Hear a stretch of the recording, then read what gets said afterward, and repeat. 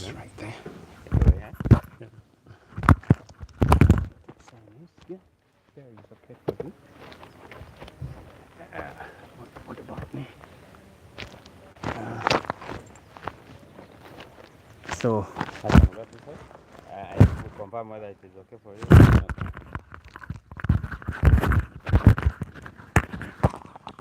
all right, people.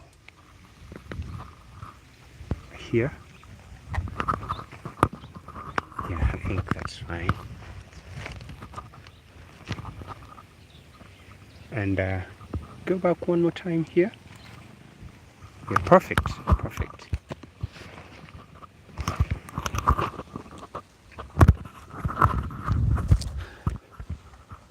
All right.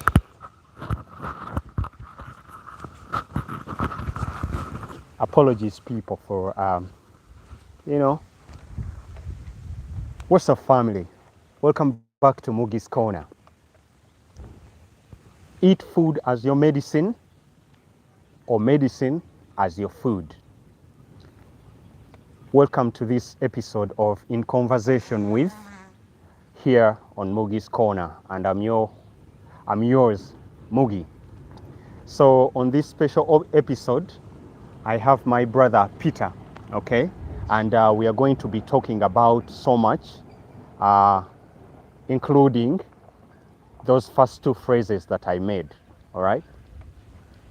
So, welcome to Mugi's Corner, Peter. Thank you very much. It's my pleasure to be here. Okay. So, I would like you to introduce yourself to my viewers and our viewers here on Mugi's Corner, and give us a little bit of your credentials and your domain. Thank you very much. As he has introduced earlier, Peter. I'm Peter. I'm a health worker. Yes.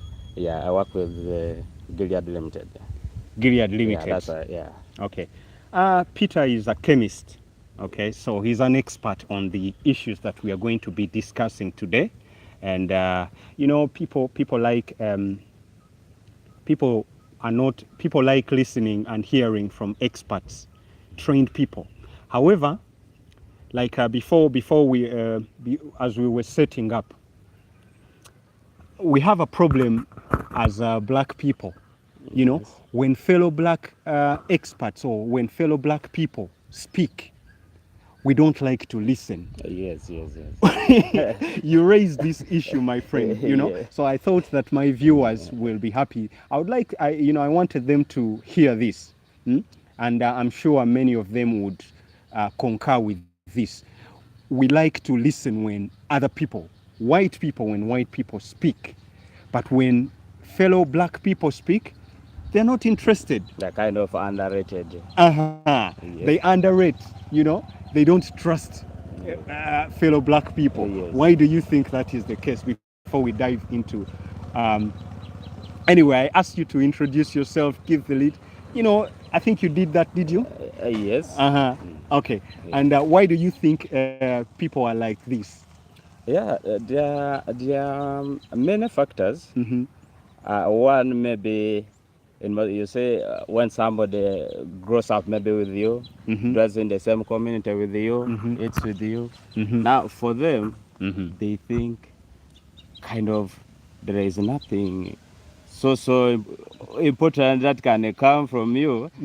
For them, they believe if something from outside comes and tells them something, they can believe it. They should even believe. If the other person is literally deceiving the person, they can believe it.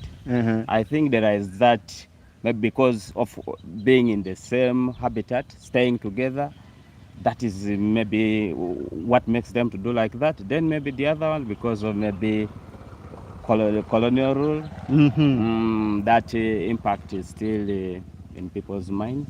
They believe maybe the white person or somebody outside Africa is superior to a fellow African. So we still have the inferiority complex. There is still inferiority complex. We don't trust each other. Yes. We don't work with each other. We are very divided. Yes. I see that is where the problem comes in. Yeah, because we don't see black people going outside and dictating to these other people. Yes. It is very rare. It is very rare. And in fact, I want before we dive into today's conversation, this is actually important for you, the viewers, because we see this, and this is part of the problem we have, for which we need solutions. Yes. During COVID, Yes. very many African scientists tried to come up with solutions for COVID. Yes. Guess what happened? There's fighting here and there. Yes. So that only the Europeans, only their vaccine would be approved. Yes. You know what I'm saying? So this is still in the domain of what today's conversation. This is still in line. So many black scientists and chemists came up with solutions of their own, but they were squashed. They were not given a chance. It is only the Europeans who, in quotes, were allowed to supply a vaccine. You know, so as we black people, we really need to look at ourselves and start believing in ourselves and start believing in people who look like us. You know what I'm saying? Yes, I know. So, man, going into today's conversation and discussion, yes, the two phrases I started with: eat your food as your medicine, as your medicine, or eat medicine as your food. Yeah, food. I like it. I like it. Yeah, man. As a chemist, I like it. Talk to me about what your understanding is. Yes. By the statement you have given out, yes, eat your food as your medicine, or else eat the medicine as your food. That is very true. Yeah, one, food is good. That is it. And our bodies need food 100% for it to function. And you find that when you look at food, is a broad word, but we have things that we get. We have carbohydrates, we have proteins, we have vitamins and minerals. So all those things the body needs. So it depends on how are you eating food as a balanced diet, or you are just eating food. You are not eating food which is balanced. To fill your belly. Yeah, you only want to fill the belly.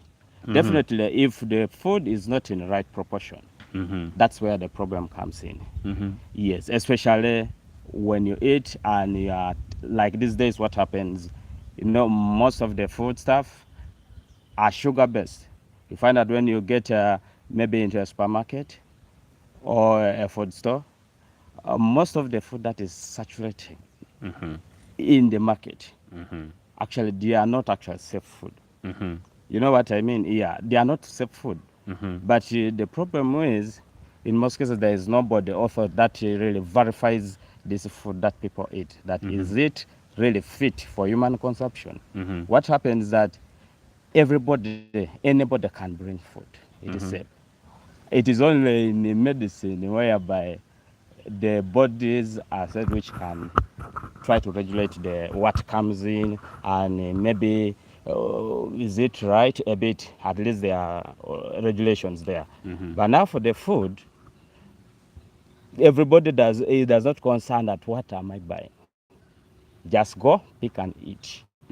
I was surprised one time when I was in one of the supermarkets.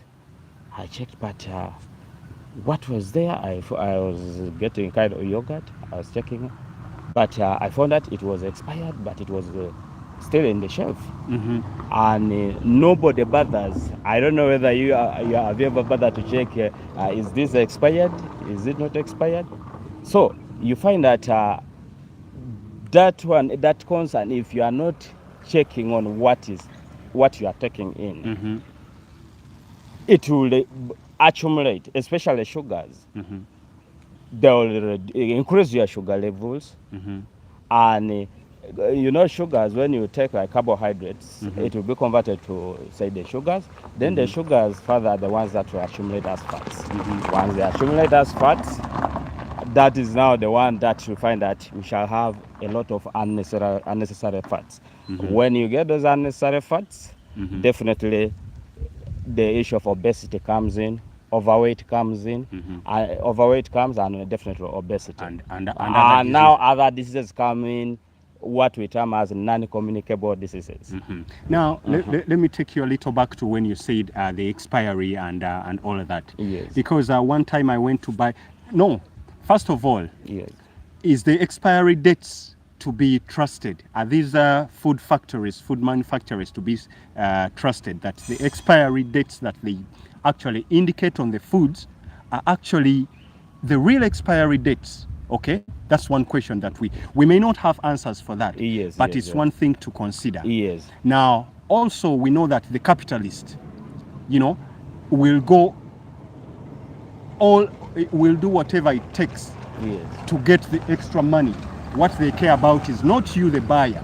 What they care about is the money that they get from you, the buyer. Yes. You know what I'm saying? Yes, So yes. I'm for myself, I'm very conscious about the expiry dates, especially when I go to buy the foods which the expiry dates are indicated. Because one time I went to buy a soda, and it was expired. So there is so much expired foods. If the expiry dates, let's put some context to this. If the expiry dates indicated on these foods are to be trusted, but sometimes I believe they are not to be trusted. But on another note, it is true that the food we eat is either medicine to help our bodies grow, and also help the bodies fight against diseases, or the same food that we eat is poison to the bodies. Let me repeat this. We are sorry, people. We are recording by the roadside, so cars, border borders are passing and then creating that distortion in the broadcast. So please forgive us for today. And also I call upon you, my supporters, to support Mugi's Corner, because we need a studio so that we can I can bring experts like Peter to discuss these issues in a conducive environment, so that you all can benefit and we can all benefit from the knowledge. We have another car passing. Anyway, so the point I was trying to make is that the food we put in our bodies is either medicine, that brings us back to the statement that I started with. It's either medicine to help the body grow, to build the body, or kill the body. Is either medicine or poison. Talk to me about that. So as I said earlier, that the food that we take, if taken in the right proportion, you find that our bodies are built, find that the brain will be built well. Take for the young the young children. That means they will grow with the proper understanding, their cognitive ability, or the ability to understand things, even in performing class, will be really at a normal level. And but if they don't take in the right quantity, that means they'll be undernourished. And you find that all these other developments will not take place in the right way. And you find that you find a child is growing, but repeats a class. You find a child of maybe 10 years, is still in P3, and so on. You will blame this child, but the question comes, how have you been giving this child? How have you been nourishing the child? Were you giving the right food? Yes. Then the other thing, now the multivitamins, the minerals, most of them, they help our bodies to build a proper immune system, a strong immune system. Like vitamin C, you saw it during COVID, vitamin C, vitamin D, and many others. You find that if you have less of this, that means our bodies will not have proper soldiers. We shall not have a proper immune system that will fight against any attack the body is prone to. Say bacteria, say viruses, mention them, all of them. Yes. So that means this child, or an adult will be prone to many diseases. Yeah, and these minerals, as you mentioned, the vitamins, the iron, Yes. and mention everything, Yes. are available or are supposed to be available in the food that's the creator gave us. Yes, You know what I'm yes, saying? Yes, it's Now, supposed to be available in the food. yes. So we see an increase as you as a chemist. Yes. You know, we are seeing an increase in people visiting pharmacies to Yes. buy tablets. Yes. For these tablets to provide them with these extra minerals, like yes. vitamins, multivitamin tablets, Yes. iron, blood, tablets Blood that tonics, should. yeah. You call Yes. them blood tonics. Help me Yes. with these technical terms. Okay. You know what I'm saying? So, Yes. and this goes back to the diets that we are feeding on. You know what I'm saying? Talk to me about that. Yeah. Now, what really happens now with the supplement? We call them supplements. Mm-hmm. Yes. They are kind of extracted from food. You extract and then you proportion them in the right quantities, say for children and adults. Mm-hmm. Now, there has been a cry, of course. You find that maybe I can say there's ignorance of the population, because it is very difficult for you to find a normal person either going to, say, to the health facility, either interacting with the health worker, consulting maybe the right food to eat, or especially to get particular sources of particular nutrients. Maybe say iron I can get from here, where can I get vitamin C, where can I get this? They don't do that. So you find that there arose now a problem that people started getting abnormalities of not necessarily disease, but it is because these nutrients are not in the person. Lacking. Yeah, they are lacking. So they are lacking. So because of that lack, that's why now the chemists and the pharmaceutical companies have to come up with some of these things. They are capitalizing. Yeah, you come, and the other way, of course, you bring this and say that you take this for iron. Yet iron, of course, you can get it.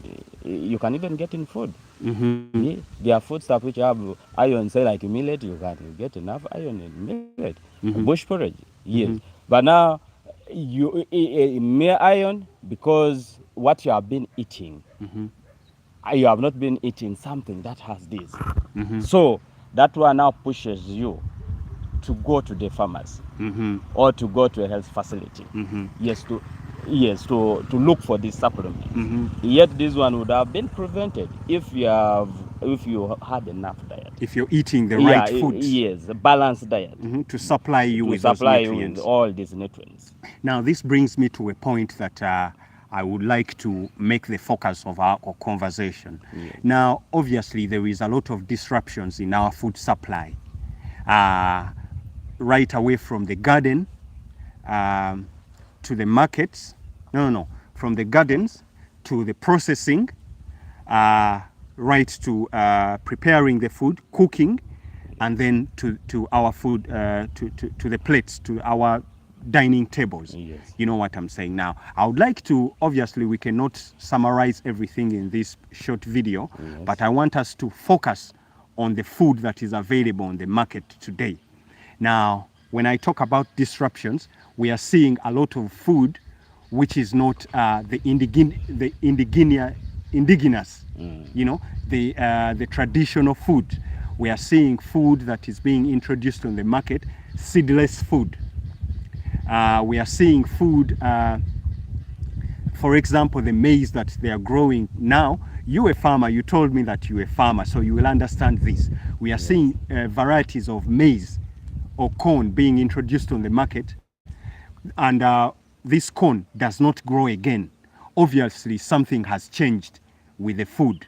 Now, I do understand, as I mentioned, that part of the problem is not just these varieties of food. It can be discussed in the context of from the garden to the processing to the storage, and then cooking, and then also to the dining table. The dining table. But for today's conversation, let's stick to these varieties of foods. Can you say that the foods that are on the market today are lacking a little bit of the nutrients and minerals that you say the body needs? Okay. You see, for a crop, mm-hmm. To have all the nutrients, mm-hmm. to me, you say crops also are living things like us. Mm-hmm. That means what you give a plant mm-hmm. or a crop mm-hmm. to utilize, mm-hmm. that is the same thing like a human being. Absolutely. That means it starts from our soils. The soil, yes, correct. Yes. So if the soil has all these nutrients, mm-hmm. you find that the plant also will absorb it, mm-hmm. uses it, and definitely when we go also to visit a plant or when we harvest these plants, they will have all the composition. Correct. Yeah, that is necessary. mm-hmm. But now maybe sometimes what affects, mm-hmm. now most of the time these days people are running away from even our organic manures. Which yes, now they want this ready-made manure, inorganic fertilizer. mm-hmm. Yeah, and let me say this. Please hold that thought, yes. because I'm very passionate about this. Yes. And I want to say this. It is a disgrace for we as Africans to be importing manure. You know, the other day, few months ago, when the president of Kenya, Ruto, and this is not a dig at President Ruto, I heard him, boasting or making statements like, "Oh, Kenyan farmers, please be happy because we just imported tons and tons of manure." I was fuming at this revelation that how are we Africans importing manure from the West? What happened to the time when we used to have our own manure? Yeah, compost. Yes, compost is this organic where we get from manure, our cows, our animals. Yes, and usual organic manure. You see the problem with the inorganic, mm-hmm. they are lacking. You may find that they may be having only maybe 3 nutrients. Mm-hmm. Maybe may have nitrogen, potassium, mm-hmm. only those the few and urea. Urea. Yes, yep. But now for organic, mm-hmm. has everything. Inorganic, it is short-lived. You can just use it for a season, apply it mm-hmm. after you need to. And next season, when you come back to plant again, you mm-hmm. have to apply another one. Meanwhile, for organic ones, you apply right now. Mm-hmm. You can use it even, say, for 2 years, 3 mm-hmm. years, when it is still intact. Meanwhile, inorganic can mm-hmm. even change the pH of the soil. Correct, absolutely. It changes the pH of the soil. Meanwhile, organic balances the pH of the soil. Mm-hmm. So you find that in the long run, as we use even this soil, we are using, as the time goes on, in the long run, you find the soil has become toxic to these plants. Absolutely. And some of these inorganic even make other nutrients even unavailable to a crop. Mm-hmm. So you are planting say maize, but mm-hmm. maize is not able to absorb certain nutrients from the soil mm-hmm. because you have overused the inorganic fertilizer. Yeah, so this brings us to now this kind of connects to the conversation. I would like to link to the conversation that it starts in the garden. Yes. Okay, so as Mr. Peter is explaining to us that plants are living things. What you feed them is what they feed you. Yes. Okay, so we are seeing an increase in the use of inorganic manure. Now that is to say that these plants are being fed on inorganic stuff. Limited. Mm-hmm. They are good, but limited. Mm-hmm. Yes. So that is the genesis. So that's the beginning of formation of these plants. So even them, they will not supply you with the nutrients yes. as they used to when we were using organic manure. Okay. And manure. Yes. Now let's talk about these new crops and plants that are being introduced and our farmers are being encouraged to grow. Sometimes we hear GMO, genetically modified organisms or seeds.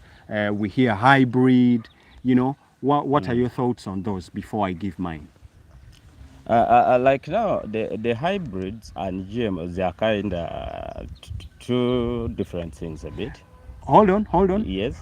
I would encourage you to rephrase that statement. Oh, okay. We are told yes they are different. Yes. We don't really know, do we? Yes. Why do they differ? When you say a hybrid, for you to come up with a hybrid, it is kind of, you get this. You get like two crops. I really want you.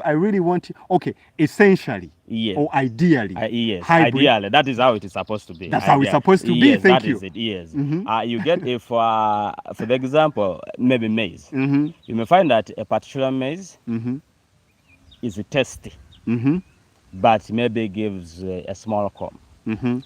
Yeah, so the grains are not big, but it is resistant, say, to what? To drought. Then you get another one, gives maybe a bigger corn. High yield. A high yield, maybe gives 2 or 3 or 2, let's say, but it's not drought resistant. Yes. So what happens that you get the two, you have this, you have this. You want to make something that is good, that has all those qualities. All these qualities. Yes. So what happened is in science is that we do cross-pollinate these two. So you pick from this one, then you pick from this one. You allow them to pollinate. Now the outcome or the offspring or the plant that you get now will be the one we call the hybrid. That means it has a higher qualities than both of the parents.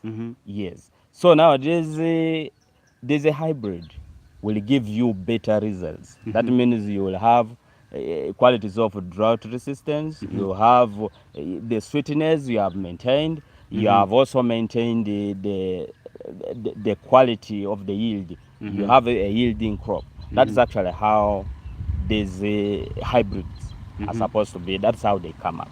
So now talk to me about, because I'm very passionate, I'm very interested in investigating these hybrid seeds that we see. I'll give an example of maize. Yes. Now, talk to me about the hybrid maize. I know this may not be your domain, but from your understanding, what about the hybrid varieties of maize which cannot be replanted? I'm sorry, guys, due to our settings, I may not be able to read your correspondence, your messages, but please leave your messages and I will respond to them at a later stage. All right? So talk to me about, are they still hybrid? Yeah, okay. Now, what happens with a hybrid? You get it after you're getting a hybrid. Now, this one, what happens when you replant it, like say maize, of course, it goes on depreciating because it has all the what? It has the genes from the parent, has the genes from this parent also, mother and the father, let's consider it like that. So when you replant them, because say for example, they got 50% of the parent what? The parent stock, it got 50% from the male one, then the female, it got also 50% to have 100. Now, when you replant it, you find that there is a likelihood of depreciating instead of bringing the other hybrid vigor, because that that combination, you find that it may now come down to say like 30% or 25% of what the other parent and this parent. That means it will now have 50%. That means it will not maintain the entire entire makeup. It will not give the yield like the first one. So as you keep on, you find that the yield keeps on degrading. Yes, and you find that last time if you got like say like you got like maybe 10 bags, next time you are getting maybe 5. Again it comes, then you wonder that this is the maize I bought, but what is happening? Yes, because it's now going back to the origin. So now I can understand the need for these hybrid seeds because we have to come up with solutions to address the changing patterns Yes. in you know, the weather, the climate, Yes. and the diseases, evolving diseases, and all that. So hence the need for the hybrids. But what about the nutritional content of these hybrid foods? Is there something that is being done to ensure that, because at the end of the day, remember, our bodies need the food to grow. Yes, yes, okay? Yes. So while we are looking at the those qualities, Yes. you know, drought resistant, Yes, pest and disease resistance, Yes. what about the nutritional Now quality? nutritional qualities, that one calls us back to the soil. What are we doing to our soils? Yes. Are we making the soil fertile? For me, the problem I get with this, maybe now the say for like being expensive, like now the parent or the farmer who is practicing this agriculture, today this season you are bought something expensively, and then you cultivate. Next season you sell this one all, you go on and you go and buy another one. Yes. That's where the problem comes in. For me, in my view, if there is a way we can extend this knowledge to farmers, so that because like that one, it can be really done conventional, whereby if a farmer is taught well, this one can also be done, and the farmers also can have their maybe the way, or bringing it down to grassroots level. But if you make them always centralized in only research centers, that's where now the challenge comes in. Or if they can do more of it and reduce the prices. Yeah, because I see what you're saying, because the research is centralized, Yes. is left for only a few. Yes. Now, it's for me. The other day I was at the agricultural exhibition center, and you know, I was investigating who the main funders of the research into these hybrid varieties are, and I was shocked at the revelation. So I really don't. That's why I said you need to guard your language while explaining hybrid. What is supposed to be vis-a-vis what we are told it is. Okay, I hope I'm communicating. I was very shocked at who the funders are, because remember now, the funders also dictate the results of the research. Okay, so at the end of the day, we may not really be sure, 100% sure, is that what we are being told is what really is. That's why in my submission, that if these centers can be drawn to like to various places, you find that we shall have always access. Even a farmer can go on and observe what is happening, and he will be interacting with the indigenous people. Yes, than you not knowing what is happening there, and you are told just this one is called this, and it's called maybe daycare. This one is called this. This one is called yes. You have no idea how. They just tell you that this one is good, but the final bit, even you will not get you will get somebody who has brought to his shop. He will just say, it is good. Even me, they told me it is good, because it's all about money. Yeah, these guys care about because the money. This guy is doing also business, because people come asking for seeds, so he also brings. So there is no, I see there is a gap a bit between the farmer and then the researchers who are producing these seeds. And there is that gap there. Absolutely. And remember now, because I at some point when I was growing up, I was in a village, and these hybrids were also we were getting hybrids via conventional methods. Yes, you know, yes. For example, I remember when I was growing up at my grandfather's small garden. Yes. We used to see that at the time of harvest. Okay, essentially, the color of maize is white. We know that it is white. Yes. But we also know that there are other varieties of maize that come out as yellow or I don't know, other colors. Yeah, purple also. Purple, yes. But guess what?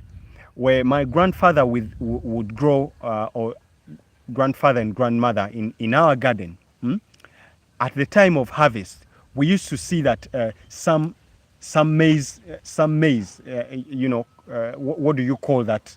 The cob. Cob? Yes, yes. Okay, so yeah, it would come out with purple somewhere, purple seeds mixed with white. Yes. Sometimes, so the grain has sometimes yellow mixed. Yes. So at the end of the day, these different ways of breeding or interbreeding, or what did you call it? Is pollination. Pollination was occurring naturally. Yes. And that was good. So this is not a new thing.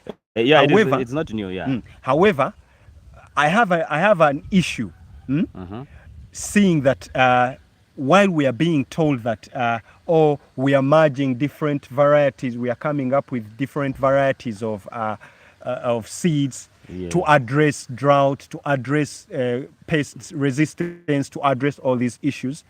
We are seeing that I worry that the seeds that are being developed are losing that God-given DNA of being able to recreate themselves without depending on those researchers, because at the end of the day, we farmers have to go back, because these cannot, they don't have that quality of reproducing itself, you know.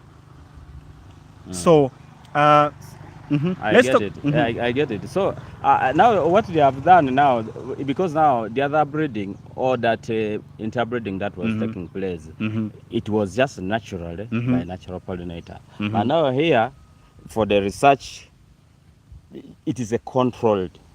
So you just pick and you don't allow these pollinators, so that they introduce from the different gardens, because I can go to another garden, the other one, then with here you cannot even know which kind of variety are you having. So that's what they are trying to do, to come up with this. So I really don't have a problem with these varieties, because I do agree. Yes. In some cases it is necessary. The research is necessary. Yes. But my only issue and my concern is seeing that these new seeds, these new crops that are being developed are losing that God-given quality or characteristic of being able to regenerate themselves, reproduce themselves. So I have an issue with that. Please don't get me wrong. I'm not against the research. I'm against that. You know what I'm saying? Now let us talk about you as a chemist, as a scientist. Let's talk about the fact that we are seeing an increase in diseases or prevalence in diseases. For example, diabetes, blood pressure, ulcers, mention it, allergic reactions, allergies, people being allergic to foods. You know, we are seeing an increased prevalence, you know, or cases are being even higher. When I was growing up, diseases like cancer, we're not at the level at where it is now.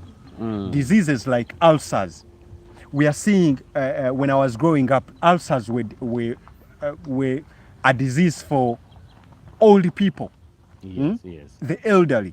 Right now we are children, 10-year-olds. Can you imagine 10-year-olds are being diagnosed with ulcers?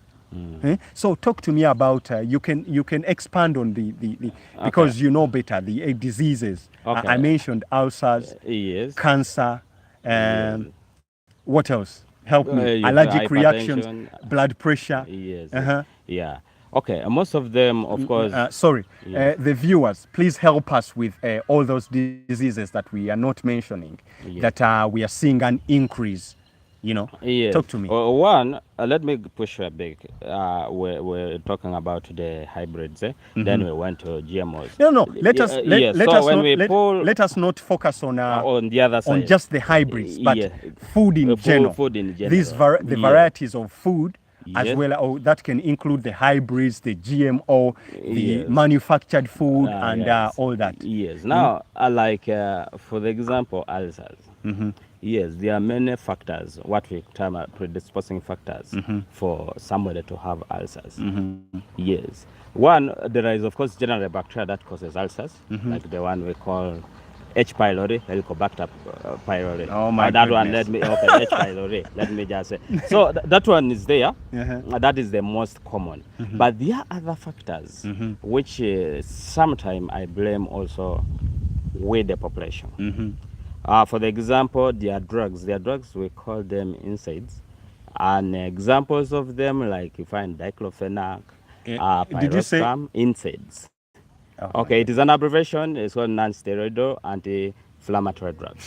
Yeah, so sorry about that. Don't focus on the terminology. But examples of them have aspirin, diclofenac, we have ibuprofen, you have pyroscam. There are quite many. Yes, those are a few. The overuse of these drugs, if you overuse them, some of them, they have acidity, and some of them do some interruption in our GIT or our stomach. So you find that right now, if you move around, for example, you move around and you ask anybody about painkiller, all of them know, and they know it's diclofenac. And this diclofenac, they start giving a child from a younger age, yet it's not supposed to be. It is supposed to be at least for certain age and not to overuse. So anything, any pain, you use painkiller. This is not food already. Now, as we cross the other side of food, of course, nowadays people like taking, especially, let's look at these beverages, packed food. Of course, they tell you that we use carbon dioxide for preserving our food and drinks like sodas. But again, the science will tell you that when carbon dioxide dissolves in water, it forms carbonic acid. So, of course, when you take these things, most cases you take them when you have not eaten. You feel like you're hungry, you cannot buy this, you say, just give me Coke, give me Mirinda. And there you start eroding. Yeah. 1 second. Let me warn you. Be very careful. We may be flagged. Okay, it is fine. Be careful mentioning names. Okay, sorry about that. People may come after you. It is okay. Okay. No, let's just say it is general beverages. Yeah, beverages. Yes. Processed beverages. Processes. Yeah, because we use. You use these beverages, we eat them. That is what we prefer most of the time. Yes, which is not okay. Yes. So when you use this, overuse of this all the time, it becomes a cumulative effect. It may not start in day one, but as you keep on the way we spice our food. A lot of the spices, they are acidic. Talk about the spices, the curry powders. You just eat a pilau, after you feel you are not comfortable. You don't have ulcers, you are feeling heartburn. Especially the processed ones. Yes. So when you look at all that, when you accumulate plus other stress factors, alcohol intake, all those ones are a contributing factor. Can contribute yes, for somebody to have ulcers. Yes. So in general, it is a lifestyle. It is a lifestyle. That is a contributing factor to most of these because diseases. Now you are not bothered of saying which food am I eating. So at the end of the day, it comes back to food. Yes. Because our bodies, number one, need food to grow. And to build, food is a requirement to build the bodies. And also help the bodies fight diseases. So the choice of foods that we make, the choice of foods that we eat. So this brings me back to a phrase that I like to use, is that either food is medicine to your body, or food is a poison. Yes. So when we come now to say like this is like high blood pressure, like diabetes. Now, as I said earlier, most of the food in the market, the variety of food which are substandard, they are not fit for human consumption. But no one, of course, can tell you The processed sugar. Yes, Talk about the processed those sugar. processed stuff. Yes. Because don't get me wrong, they are organic sugars, natural sugars. Of course, they are natural. Those are the best, of course. Yes. But in this day and age, we are seeing an increase in people consuming processed sugar in your tea, sugar in your juice. There is sugar in the juice, bread, there is sugar. Everything is sugar and sugar. Sugar, processed as yes. well. At the end of the day, you will have accumulated fats in your body. Once you have these accumulated fats, of course, your blood vessels, some of them get blocked. They get the fats are deposited. They are bad fats. Yeah, we may not open up all about that. Maybe it's not in for this this video. discussion. Yes. You find that there will be some kind of blockage. You get things like atherosclerosis. Those are some of the medical terms. So you find that if your artery is narrow and all the blood vessels in general narrow, of course, now your blood cannot now flow well. That means, say like a pipe, but there is a sand that has occupied certain space. That means the water, the blood will now flow under pressure. So the pressure increases. Yes. So when you come also with diabetes, these fats, when you have accumulated the fats, of course you become overweight and definitely you become obese. And definitely diabetes, especially type 2 diabetes. Yeah, you find that you all of a sudden you have developed diabetes. Yeah. But it all began from how you are eating. So food, that is because food is a very, very huge factor. Food and water of our bodies. Yes, and you know, how people the bodies function. like sweets, sweet stuff. You know, they like something sweet. That is what they want to take. Yes. So let us be very clear on this. Natural sugars, are they a problem? Are okay. Yeah, there is no problem. That is actually the best. Yes. So guys, just we have to be very conscious about the decisions we make, especially as regards to the foods that we eat.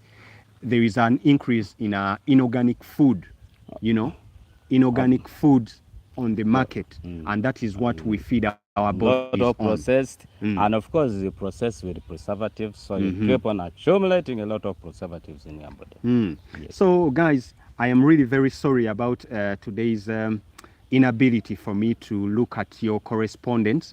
I know that you're there watching. Make sure you leave a comment. I will respond to it at a much later stage. Support Mugi, support Mugi, because subscribe, like give this video a like, man.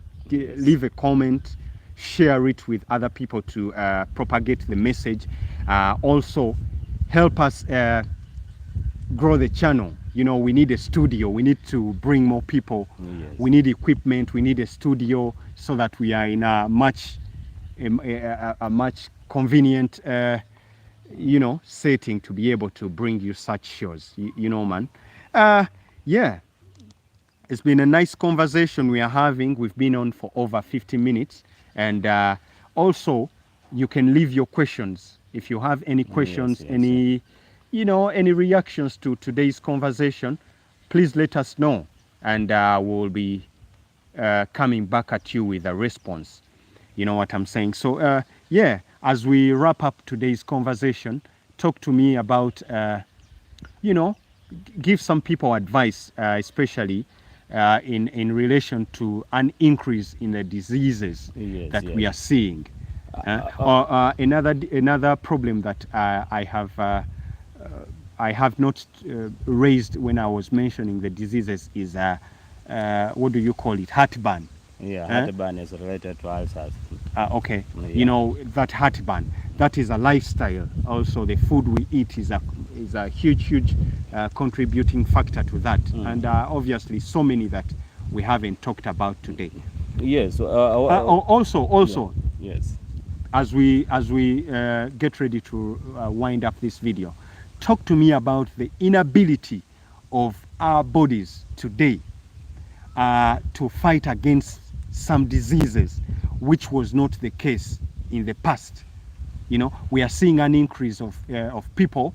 Instead of thinking about organic ways, we have a lot of, especially here in Africa, we have a lot of wealth in natural trees, herbs, which we can consider first before running to you, giving you our money at the pharmacy.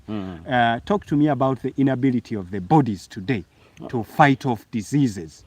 Yes. So inability of the body to fight diseases, that is all about our immune system. Yes. So maybe what people need to know is they should get understanding of the types of food which is good to eat in order for you to have a strong immunity. Maybe we shall talk that another time. But when you are eating food, healthy diet, you find that it is comprising everything. That means your immunity will be strong enough. That's why you find that some people, you rarely hear them telling you that I'm sick.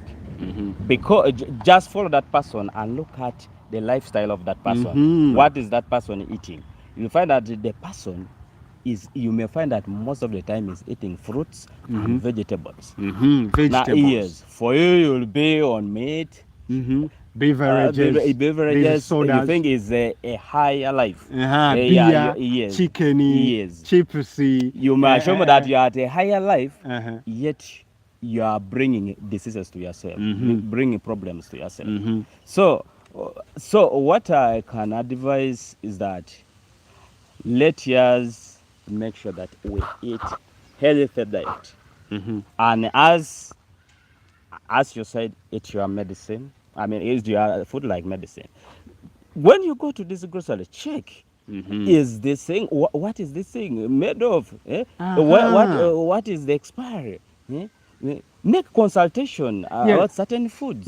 Don't just give anything to your children. Feed on anything. Check, man. Yes, check. What is it? If your conscious mind tells you maybe it's not right, leave it. Go and consult. But a friend tells you, this one is good, and so on. I ate last time. You also go on and eat.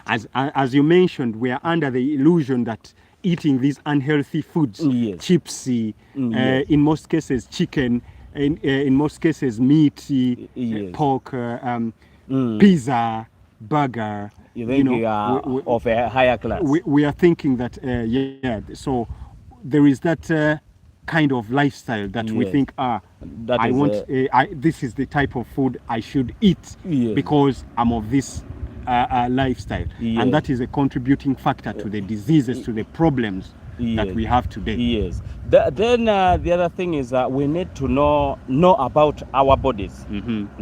If I ask you right now, do you know your height? Man. Do you know your body weight? Yes.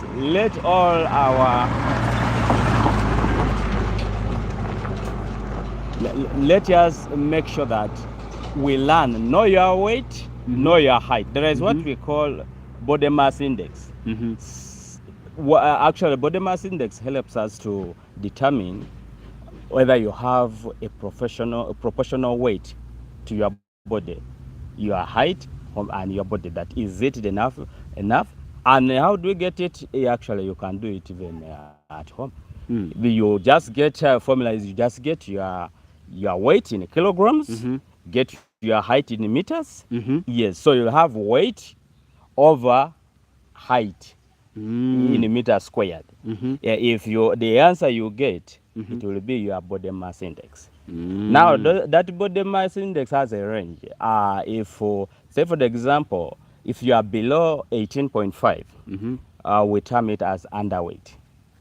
You are underweight. If you have 18.5 to around 24.9, that one you are within the range. That is actually where we're supposed to fall. Is okay. So when you begin from 25 to around 29.9, that one you are overweight. So if you find you as there, know that you are overweight. You need to do something.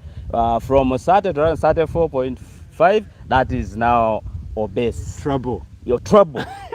Above 35, you are in a bigger. That is extreme obese. And what did you say? Index? The body mass index, BMI. Body mass index. Body mass index. And please reiterate, how do you get? Let me challenge my viewers. Do you know your body mass index? Because I understand that for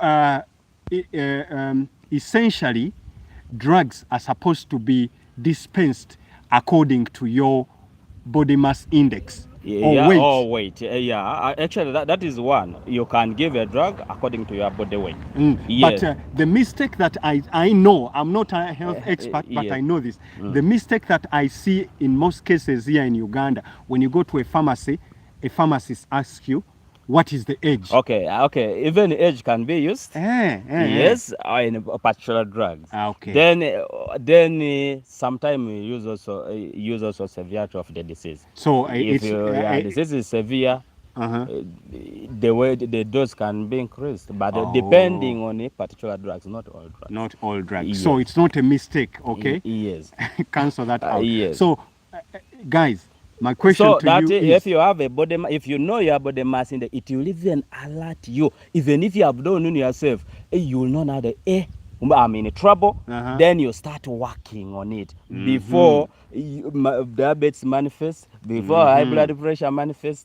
I think that one would be a good one. Okay. So please reiterate that. Repeat for us. How do you know your body mass index? How do you know your BMI? Help the viewers who body mass don't index know. You measure your weight in kilograms and get your height in meters. Then you get your weight over your weight in kilograms over your height in meters squared.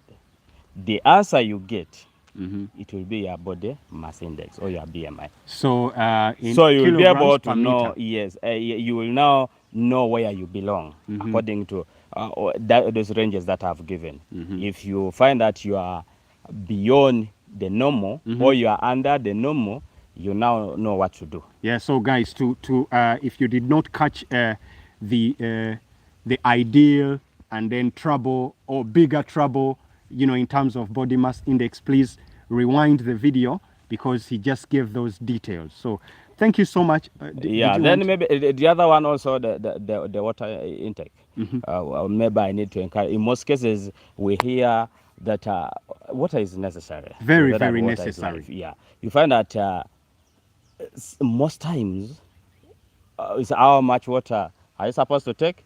You say maybe 2 liters. What about a baby? What about a child of say 10 years? What about the one who is 100 kilos? Is he also supposed to take 2 liters or 1.5 liters? Yes. I think this is a very big discussion, which is necessary for us to have. So how do we know? Okay, there is a general formula, but that one may be complicated a bit, but usually you can get your weight, assuming 60 kilos. I can say 60 times 0.033. But that one will disturb. Just get your weight, divide it by 30. What you get, you'll get the amount of water. That means if I'm weighing 60 and I divide it by 30, or I multiply 60 by 0.5, I'll get 2 the liters. amount of that liters. Means for me, I'll be taking 2 liters. Yes. If I'm 75, that means that one I'll be like taking 2.5 liters. So to know the amount of water in liters that you need to drink for your body to stay healthy, okay? Yes, you need to take your body weight, body weight, divide by 30. You can divide by 30 or multiply by 0.5. Multiply. Okay, now that is 50. Get half. Yeah, get a 0.5. Multiply, divide by 30. Then you give what? You get the answer you get will be the responding or the corresponding amount of water that you are supposed to use. And usually water, most cases we divide it into, say the water, 3/4 of your water, you're supposed to take it from the time you wake up, let me say in the morning up to around 5. 3/4. Then the other quarter, take it in the remaining hours. Now that's a big one. We see people as rewind guys. This is a very big discussion, and we are going to bring you a comprehensive video on this, the proportion of food you need for your body to be okay. You know, how much water you need to drink and when, how much food you need to drink, in what proportions, okay? Yes, yes. That's a very big subject, and we are going to bring you a comprehensive video on that. Otherwise, thank you so much for watching this video. Thank you so much for supporting Mugi's Corner. Guys, I can't stop saying this. Please, please, please support the channel. Subscribe to the channel. Give this video a like. Leave a comment. Share the video. You can choose to donate to the channel if you're able to. I implore you to do that because we need to grow the channel. We need a studio. We need equipment. We need so much stuff so that we can continue bringing you useful content and information. So otherwise, man, say your goodbyes to the viewers. Thank you very much for loving Mugis. Yes, me too. I love Mugis. Come on. Yes, and you should tell a friend. Who will also tell a friend. Absolutely, Yes, man. Yes. And listen, man, we talked about you having your own channel. Yeah. What's up with that? What's up with that? Because That they one need is to so- hear direct. Because here on Mugi's Corner, we have a limited time. But when you have your channel, man, Yes. you can just keep Yeah. helping people, helping that people. one is going to happen soon. Mhm. Yeah. Why? Because we need at least most of these. There's a lot of gap. And Knowledge. people, yeah, knowledge gap. The people And perish people- due to a lack of yes, knowledge. Yes, yes. Mm. And we need to give. Let people, and instead of having only the other stuff, which is not adding any value, because people need to know about their bodies the more. Yes, All that right. is when they can do whatever. They can do the right thing for their bodies. All They right. know when the body is warning that it needs this attention. So soon. All right. Yes, So, soon. guys, stand by for Peter's YouTube channel, and we'll share details when that is, up and running. Otherwise, thank you for keeping it Mugi's Corner. I will see you in another video. Peace out.